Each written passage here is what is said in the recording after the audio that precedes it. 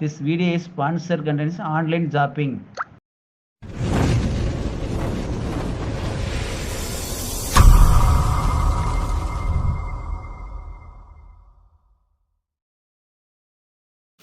சுண்டக்காய் குழம்பு செய்வது எப்படி வாங்க வீடியோக்குள்ளே போகலாம்.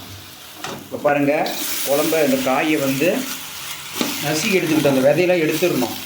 பாருங்கள், எல்லாம் கிண்டி விடணும். ஏன்னு கேட்டால் அதிகம்னா தீஞ்சி போயிடும், அதுக்காக சொல்கிறோம்.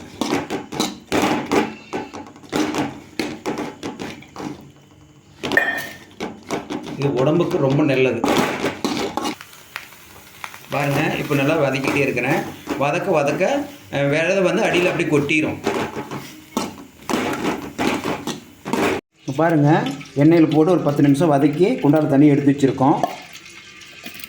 இப்போ பாருங்கள், நல்லா வதக்கி வச்சுருக்கோம். பாருங்கள், நல்லா வதையெல்லாம் வந்துட்டு எடுத்து வச்சுருக்கோம்.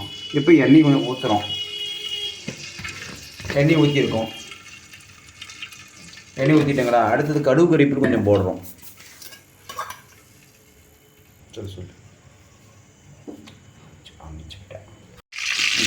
எண்ணெய் நல்லா சூடானதுக்கு கடுகு கொஞ்சம் போடுறோம். கடுகு கொஞ்சம் போட்டுங்களா?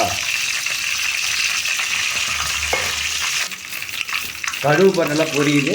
இப்போ பாருங்கள், கருவேப்பிலை தழவை கொஞ்சம் போடுறோம். போட்டுங்களா? ஒரு வதக்குறோம். இந்த கூட எண்ணெய் அந்த வெங்காயத்தை அரிஞ்சு வச்சுருக்கோம் பாருங்கள், அதை எடுத்து போட்டுறோம்.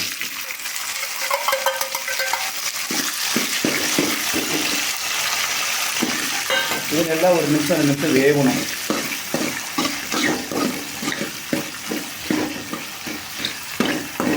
பாருங்கள், நல்லா வேகும். அதில் வந்து பச்சை மிளகா 2 போட்டிருக்கோம். பாருங்கள், நல்லா வெங்காயம் வதங்கிருச்சு. இப்போ வந்து இந்த சுண்டைக்காய் எடுத்து கொட்டுறோம்.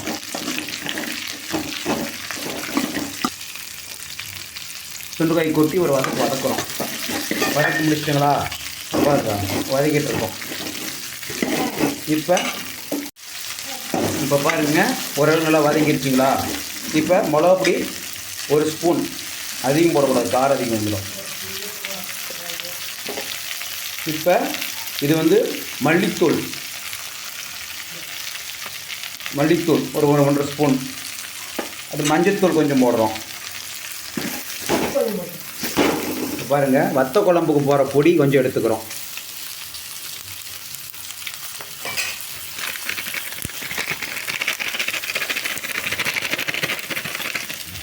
இது கொஞ்சம் போட்டோமா? அடுத்தது உப்பு கொஞ்சம் தேவையான அளவு போடுறோம். உப்பு போட்டுங்களா?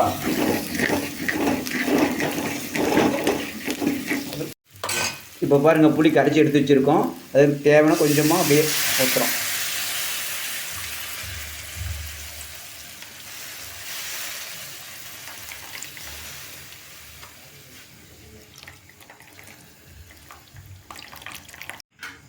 இப்போ புளி அதுக்கு நல்லா கொதிக்கணும். இப்போ பாருங்கள், நல்லா ஊற்றிருக்கோம்.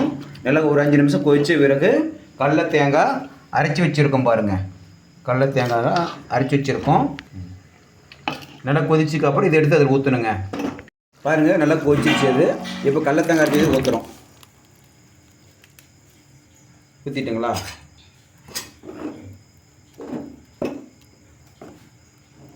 இப்போ பாருங்கள், சாயந்தரம்லாம் ஊற்றி வச்சு பச்சை வாசம் போகிற வரலுமே நல்லா அது கொதிக்கணும். ஒரு 5 நிமிஷம் அவங்க கொதிக்கணும் நல்லா. பாருங்கள், குழம்பு நல்லா கொதிச்சிட்ருக்கு. நீங்களும் வீட்டில் பக்கத்தில் செடி இருந்தால் கூட செஞ்சு பாருங்கள், நல்லாயிருக்கும். இப்போ அது எல்லாம் வாசத்துக்காக கொஞ்சம் கொத்தமல்லி தழை போடுறோம். ஒரு நாட்டுத்தலை இது போட்டு செஞ்சு பாருங்கள், நல்லாயிருக்கும். இதெல்லாம் உடம்புக்கு நல்லதுங்க. செஞ்சு வீட்டில் நீங்களும் செஞ்சு பாருங்கள், நல்லாயிருக்கும். நன்றி.